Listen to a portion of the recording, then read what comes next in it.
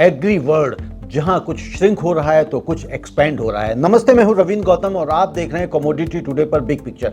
आज हम बात करेंगे उस कृषि और व्यापार की दुनिया की, जहां एक तरफ फसलों की कुछ खेती सिकुड़ रही है, श्रिंक हो रही है, तो दूसरी तरफ नए बाजार खुल रहे हैं। कुछ देश प्रोटेक्शनिज्म की राह पर चल रहे हैं तो कुछ जगह सब्सिडी किसानों के खेत तक पहुंचने की तैयारी कर रही है।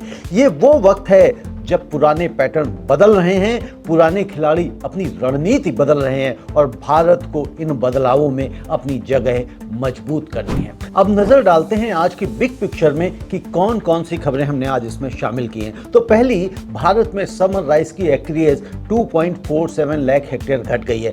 भले ही कुल समर क्रॉप्स का क्षेत्रफल थोड़ा बढ़ा है, किसान पल्सेस, कोर्स सीरियल्स और ऑयल सीड्स की तरफ शिफ्ट हो रहे हैं। दूसरी है, दक्षिण कोरिया ने 65,394 टन राइस का ग्लोबल टेंडर जारी किया है।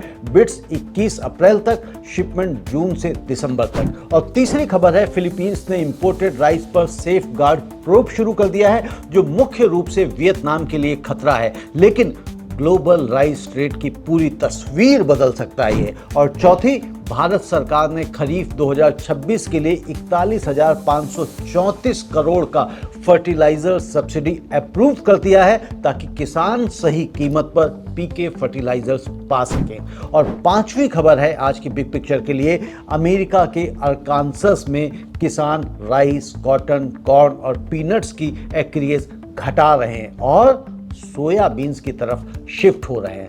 5 खबरें हैं, एक ही सूत्र है, दुनिया के कृषि बाजार में कुछ क्षेत्र श्रिंक हो रहे हैं तो कुछ नए अवसर उभर रहे हैं, और भारत इन दोनों के बीच कहां खड़ा है, यही है आज की बिग पिक्चर। तो दोस्तों, शुरू करते हैं उस खबर से जो सीधे हमारे अपने खेतों से जुड़ी हुई है। India summer rice acreage fall by 2.47 lakh hectares, ये आज हेडलाइन है सभी अखबारों में।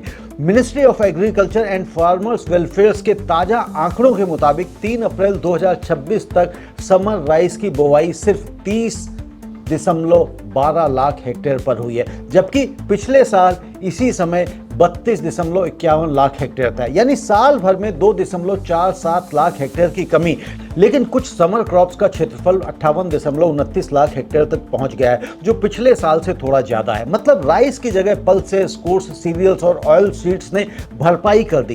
पल्सेस में 1.77 लाख हेक्टेयर की बढ़ोतरी हुई है और कोर्स सीरियल्स में 0.87 और ऑयल सीड्स में 0.31 लाख हेक्टेयर्स। ये आंकड़े पहली नजर में चिंता पैदा करते हैं, क्योंकि भारत दुनिया का सबसे बड़ा राइस एक्सपोर्टर है, लेकिन गहराई में उतरे तो ये एक सकारात्मक शिफ्ट भी दिखाता है। किसान अब सिर्फ राइस पर निर्भर नहीं रहना चाहते, बदलते मौसम, बढ़ती इनपुट लागत और बाजार के सिग्नल्स उन्हें पल्सेस, कोर्स सीरियल्स और ऑयल सीड्स की तरफ ले जा रहे हैं। उदाहरण के लिए पूर्वी राज्यों जैसे बिहार, झारखंड और ओडिशा में देखें तो यहाँ पे राइस की खेती प्रभावित हुई है। वहीं मध्य प्रदेश और राजस्थान के कुछ हिस्सों में ग्रीन ग्राम और ग्राउंड नट ने जगह बनाई है।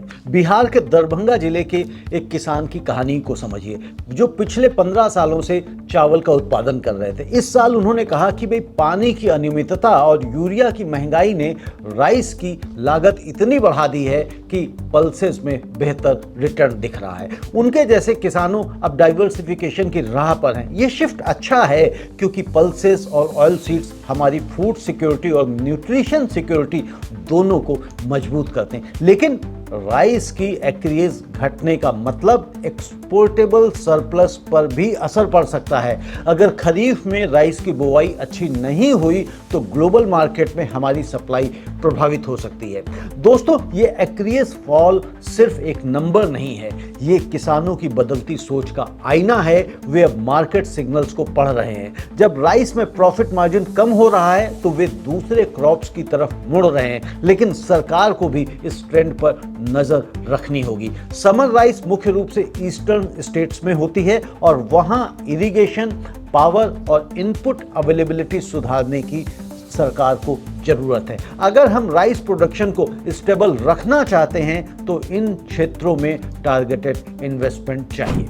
अब चलते हैं दूसरी खबर की तरफ। साउथ कोरिया की agro fisheries and food trade corporation ने इंटरनेशनल टेंडर जारी किया है। लगभग 65,394 टन चावल खरीदना है। 65,394 टन चावल खरीदना है, जो कि एक अच्छा खासा वॉल्यूम दिखाई देता है। बिड्स 21 अप्रैल तक जमा करनी है। शिपमेंट जून से दिसंबर तक चरणबद्ध तरीके से होंगी और मुख्य रूप से नॉन ग्लूटिनियस ब्राउन लॉन्ग ग्रेन और मीडियम ग्रेन राइस मांगा जा रहा है। तो क्वालिटी स्पेसिफाई कर दी गई है। सैंपल्स भी क्वालिटी एनालिसिस के लिए भेजने पड़ेंगे, यह एक यहाँ पे महत्वपूर्ण बात है। और ये टेंडर भारत के लिए बड़ा अवसर है, बिग अपॉर्चुनिटी है। भारत दुनिया का सबसे बड़ा राइस एक्सपोर्टर है और हमारी बासमती, नॉन बासमती और अब ब्राउन राइस की क्वालिटी ग्लोबल लेवल की है। साउथ कोरिया जैसे प्रीमियम मार्केट में अगर हम अपनी प्रेजेंस बढ़ा सकें तो सिर्फ क्वालिटी नहीं, वैल्यू भी बढ़ेगी। पिछले सालों में हमने कई नए मार्केट्स खोले हैं, अब साउथ कोरिया को भी उस लिस्ट में जोड़ने का समय आ गया है। दोस्तों, क्यों रिलेवेंट है ये भारत के लिए, ये हमारे लिए समझना बहुत ही जरूरी है, क्योंकि ग्लोबल राइस ट्रेड में कंपटीशन तेज है। थाईलैंड, वियतनाम और पाकिस्तान भी इस टेंडर पर नजर रखे हुए हैं, लेकिन भारत का एडवांटेज ये है कि हमारे पास वैरायटी है जो उनके पास नहीं है। Long grain, medium grain, brown rice. अगर हम क्वालिटी सर्टिफिकेशन, टाइमली शिपमेंट और कॉम्पिटिटिव प्राइसिंग रखें तो इस टेंडर में अच्छा हिस्सा हम हासिल कर सकते हैं। एक ट्रेडर की बात माने तो साउथ कोरिया का मार्केट स्ट्रिक्ट क्वालिटी स्टैंडर्ड्स मांगता है, लेकिन प्रीमियम प्राइस भी देता है। तो दोस्तों, ये टेंडर सिर्फ एक खरीद नहीं, ये सिग्नल है कि प्रीमियम इंपोर्टर्स अब डाइवर्सिफाइड सोर्सेस से राइस लेना चाहते हैं। और अगर हम अपनी मिलिंग, प्रोसेसिंग और पैकेजिंग को अपग्रेड कर लें तो ना सिर्फ साउथ कोरिया बल्कि जापान, कोरिया और यूरोप जैसे मार्केट्स में हमारी शेयर बढ़ सकती है।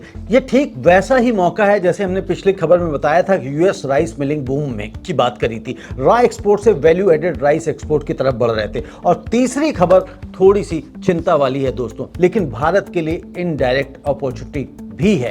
फिलीपीन डिपार्टमेंट ऑफ एग्रीकल्चर ने इंपोर्टेड राइस पर प्रीलिमिनरी सेफगार्ड इन्वेस्टिगेशन शुरू कर दिया है। 2020 से अगस्त 2025 तक के इंपोर्ट्स की समीक्षा होगी। डोमेस्टिक प्रोड्यूसर्स ने पिटीशंस दी है कि सर्जिंग इंपोर्ट्स से उनके फार्मर्स को नुकसान हो रहा है। अगर इन्वेस्टिगेशन में सीरियस इंजरी पाया गया तो नेक्स्ट 8 ईयर्स तक, यानी कि अगले 8 सालों तक एक्स्ट्रा टैरिफ्स या क्वांटिटेटिव रिस्ट्रिक्शंस लग सकते हैं। ये प्रोब मुख्य रूप से वियतनाम के लिए बड़ा खतरा है, क्योंकि फिलीपींस वियतनाम का सबसे बड़ा राइस एक्सपोर्ट मार्केट है। 2026 के पहले 2 महीनों में वियतनाम के कुल राइस एक्सपोर्ट्स का 87% फिलीपींस गया था। लेकिन ग्लोबल राइस ट्रेड की नज़र से देखें तो ये पूरे एक्सपोर्टिंग कंट्रीज के लिए वार्निंग बेल है। भारत के लिए इसके क्या मतलब है, क्या मायने रखता है? तो हम फिलीपींस में राइस एक्सपोर्ट करते हैं, भले वियतनाम जितना बड़ा नहीं है। अगर वियतनाम पर रिस्ट्रिक्शंस लगे तो मार्केट शेयर खाली हो सकता है और भारत, थाईलैंड या पाकिस्तान उस जगह को भर सकते हैं। लेकिन हमें सतर्क भी रहना होगा। प्रोटेक्शनिज्म बढ़ रहा है। कई इंपोर्टिंग कंट्रीज अब डोमेस्टिक फार्मर्स को बचाने के लिए सेफ गार्ड मेजर्स का इस्तेमाल कर रहे हैं। भारत को अपना एक्सपोर्ट स्ट्रेटेजी डाइवर्सिफाई करना चाहिए, सिर्फ 1-2 मार्केट्स पर निर्भर नहीं रहना चाहिए। तो दोस्तों, फिलीपींस की ये खबर हमें याद दिलाती है कि ग्लोबल ट्रेड में रूल्स बदलते रहते हैं। आज वियतनाम प्रभावित है तो कल कोई और प्रभावित हो सकता है और कल कोई और रहा होगा। इसलिए भारत को क्वालिटी, सस्टेनेबिलिटी और बाईलैटरल एग्रीमेंट्स के जरिए मार्केट एक्सेस मजबूत करनी चाहिए। अब बढ़ते हैं चौथी खबर की तरफ। चौथी खबर अच्छी है और सीधे हमारे किसानों से जुड़ी हुई है। यूनियन कैबिनेट ने पीके फर्टिलाइजर्स के लिए न्यूट्रिएंट बेस्ड सब्सिडी अप्रूव कर दिया। कुल 41,534 करोड़ रुपए। ये पिछले खरीफ से 4,317 करोड़ रुपए ज्यादा हैं। मकसद साफ है, ग्लोबल प्राइसेस वोलेटाइल होने के बावजूद किसानों को सही दाम पर डीएपी, एमओपी और दूसरे पीएनके फर्टिलाइजर्स उपलब्ध कराना, खासकर राइस, पल्सेस और ऑयल सीड्स की खरीद बुआई के लिए। वेस्ट एशिया में चल रहे टेंशन की वजह से फर्टिलाइजर सप्लाई चेन प्रभावित है। नेचुरल गैस की कीमतें ऊंची हैं, ऐसे में ये सब्सिडी किसानों के लिए जीवन रक्षक है।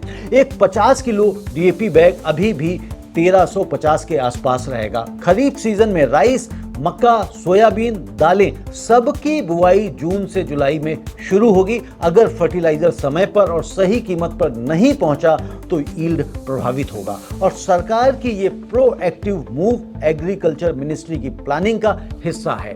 पिछले साल भी वॉर की वजह से स्क्रैम्बल हुआ था और इस बार अर्ली एक्शन लिया गया है, लेकिन लॉन्ग टर्म में हमें डोमेस्टिक फर्टिलाइजर प्रोडक्शन बढ़ाना होगा, बायो फर्टिलाइजर्स को स्केल करना होगा और नेचुरल गैस डिपेंडेंसी घटानी होगी। अब बढ़ते हैं आज की पांचवी और आज की अंतिम खबर पर। अमेरिका के अरकानसस राज्य में किसान चावल, कपास, मक्का और मूंगफली की एक्रेज घटा रहे हैं। राइस में करीब 24% की कटौती की उम्मीद है, वहीं सोयाबीन की एक्रेज 20% बढ़ रही है। कारण साफ है, सोयाबीन में बेहतर मार्केट प्राइसेस और प्रॉफिट प्रोस्पेक्ट्स हैं। ये शिफ्ट यूएस एग्रीकल्चर के चेंजिंग इकोनॉमिक्स को दिखाता है। राइस की प्रोडक्शन कॉस्ट ऊंची है, वाटर यूसेज ज्यादा है और ग्लोबल प्राइसेस में उतार चढ़ाव हैं। सोयाबीन में डोमेस्टिक और एक्सपोर्ट डिमांड मजबूत है। भारत के लिए ये अच्छी खबर क्यों है? क्योंकि यूएस दुनिया का बड़ा राइस एक्सपोर्टर है। अगर यूएस राइस एक्रेज घटा तो ग्लोबल सप्लाई कम होगी और प्राइसेस स्टेबल या ऊंचे रह सकते हैं। भारत को एक्सपोर्ट में एक्स्ट्रा स्पेस मिल सकता है। हम पहले से ही नॉन बासमती राइस में मजबूत हैं। अगर यूएस कम सप्लाई करे तो हमारे buyers middle east, Africa, Europe, Bharat की तरफ और ज्यादा आकर्षित होंगे। दोस्तों, ये 5 खबरें अलग अलग लगती हैं लेकिन एक बड़ी तस्वीर बनाती हैं। समर राइस एक्रेज भारत में सिकुड़ रही है, श्रिंक हो रही है, लेकिन दालें और ऑयल सीड्स बढ़ रहे हैं। डाइवर्सिफिकेशन का सिग्नल मिल रहा है और south Korea tender export opportunity खोल रहा है। फिलीपींस प्रो प्रोटेक्शनिज्म का खतरा दिखा रहा है, लेकिन वियतनाम के लिए ये खतरा है। भारत को चांस दे सकता है ये खतरा। फर्टिलाइजर सब्सिडी खरीफ को मजबूत कर रही है और यूएस में राइस एक्रेज घटने से ग्लोबल मार्केट में जगह बन रही है। Big picture conclusion. तो दोस्तों, आज हमने 5 खबरें देखी। भारत में समर राइस सिकुड़ी, पल्सेस बढ़े, साउथ कोरिया ने टेंडर खोला, फिलीपींस ने प्रोब शुरू किया और सरकार ने 41,534 करोड़ रुपए की सब्सिडी दी और अरकानसस में राइस कम हो रहा है और सोयाबीन की तरफ शिफ्ट हो रहा है। इन सबको मिलाकर एक बड़ी तस्वीर बनती है। दुनिया का कृषि व्यापार डिसरप्शन और अपॉर्चुनिटी के दौर से गुजर रहा है। जियोपॉलिटिकल टेंशंस फर्टिलाइजर प्राइसेस बढ़ा रही हैं, प्रोटेक्शनिज्म कुछ मार्केट्स बंद कर रहा है, एक्रेज शिफ्ट हो रहे हैं, लेकिन भारत इन सब के बीच सही जगह पर है। 3 बड़े लेसन्स आज की बिग पिक्चर से निकलते हैं। पहला, डाइवर्सिफिकेशन अब जरूरी है। एक्रेज हो या मार्केट्स, एक चीज पर निर्भर मत रहो।